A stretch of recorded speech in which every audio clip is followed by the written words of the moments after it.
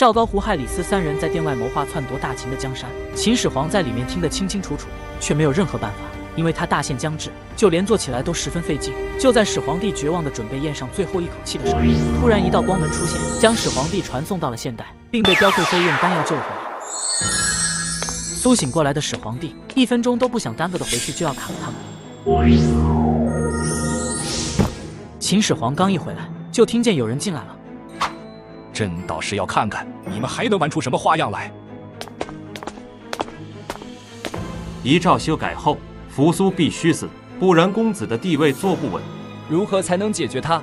我们就假传圣旨，以公子扶苏不孝为名，令他自杀便好。果然将李斯拉进来，才能够成大事。上卿蒙毅，此人现在还不能杀，只能假传圣旨，让他离开沙丘行宫，待胡亥公子即位后再来杀他。那父皇的遗体怎么处置？现在天气炎热，不日就会腐烂发臭。我们可以从沿海收购一些鲍鱼，装在马车中，用来掩盖尸臭。朕最信任的三人，此时竟是自己如猪狗，死后遗体随意处置。车府令，你在寝宫守着，我与公子现在就去采购鲍鱼，等安排之后，我们三人就去见上卿蒙毅。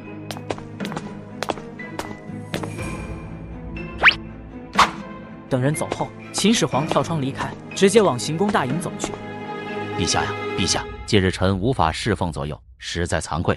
上卿不必自责，该自责的是朕。当年朕该听你之言，斩了赵高那狗贼。陛下，赵高又做了什么？嬴政便将赵高、李斯、胡亥三人所谋划之事全部说了出来。很好啊，不仅要夺朕的江山，还要杀朕的爱臣爱子。陛下，蒙毅虽为文臣，但愿领兵前进，诛杀此贼。不用，他们应该快过来了。陛下有令，蒙毅上卿立即蒙毅折回会稽祷告山川。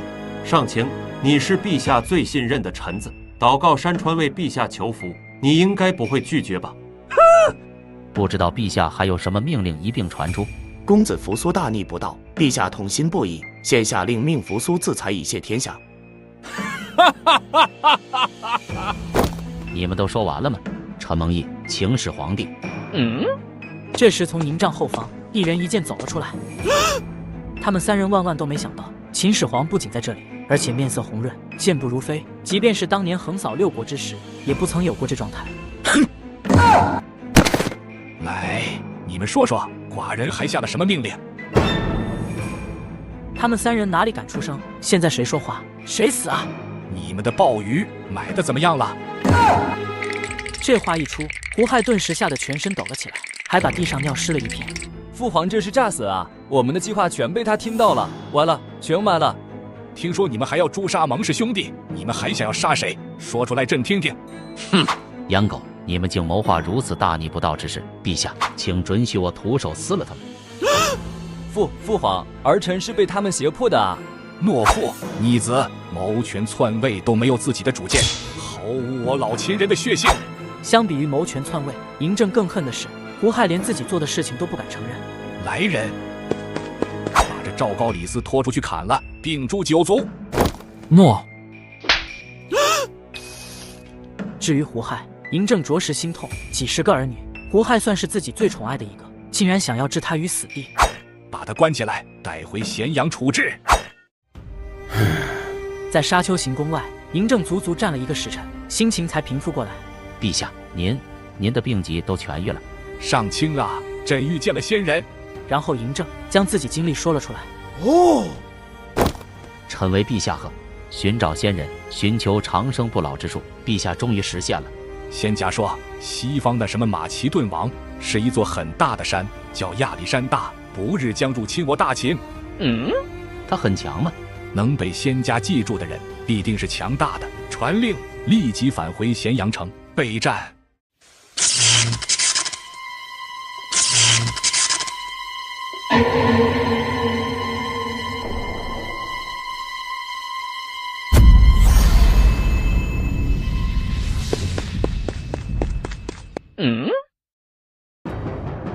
立即召集军队，还有颍川郡驻军前来，将这里包围。